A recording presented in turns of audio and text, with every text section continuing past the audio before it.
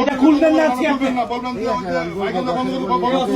দেন তো আপনাদের তেল দিতে নিতে তো আমি মার্কেটে দেওয়া হয়ে গেছে। ঈদের আগে প্রশাসনকে সাথে নিয়ে রাজধানীর এই শোরুমটি বন্ধ করে দিয়েছে প্রভাবশালী ব্যবসায়ী সিন্ডিকেট। কারণ শুধুমাত্র কম মূল্যে পাঞ্জাবি বিক্রি করার জন্য। যেখানে পবিত্র রমজান মাস জুড়ে সারা বিশ্বে পণ্যে মুনাফা কমানো হয়, সেখানে বাংলাদেশে কম মূল্যে পাঞ্জাবি বিক্রি করার কারণে এই প্রতিষ্ঠানটি বন্ধ করে দিয়েছে।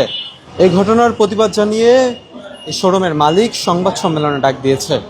কি বলছেন তারা, চলুন শুনে আসা যাক। 21টা শোরুম আছে, আমাদের 600-র উপরে কর্মচারী। আমাদের নিজস্ব ফ্যাক্টরিতে তৈরি করা হয় পণ্য। এই 600 কর্মচারীর মধ্যে আমাদের সেক্টর ভাগ করে দেওয়া আছে। 990 টাকার যেই প্রোডাক্টটা তৈরি হয় আমাদের, এই প্রোডাক্টটা সম্পূর্ণ মহিলাদেরকে দিয়ে, 105 জন মহিলা, তাদেরকে দুপুরের খাবার খাওয়ানো হয়। সেই খাবার আমিও খাই, যে খাবারটা রান্না করা হয় সেটা আমিও খাই। ওই 105 জন মহিলার ওই ফ্লোরে আমাদের কোনো পুরুষ মানুষ যায় না। তারা পর্দার সহিত কাজ করে, তারা সময় মতো নামাজ পড়ে, তারা সময় মতো ইবাদত বন্দেগীর পাশাপাশি উৎসব মুখর পরিবেশে কাজ করে।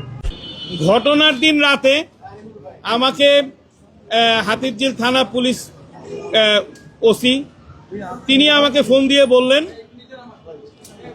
যে এই ঝামেলাটা এইখানেই আপনারা সমাধান করে নেন, নিজেরা সমাধান করে নেন, কারণ ওনার সাথে আপনি পেরে উঠবেন না। ওনার অনেক ক্ষমতা, অনেক পাওয়ার।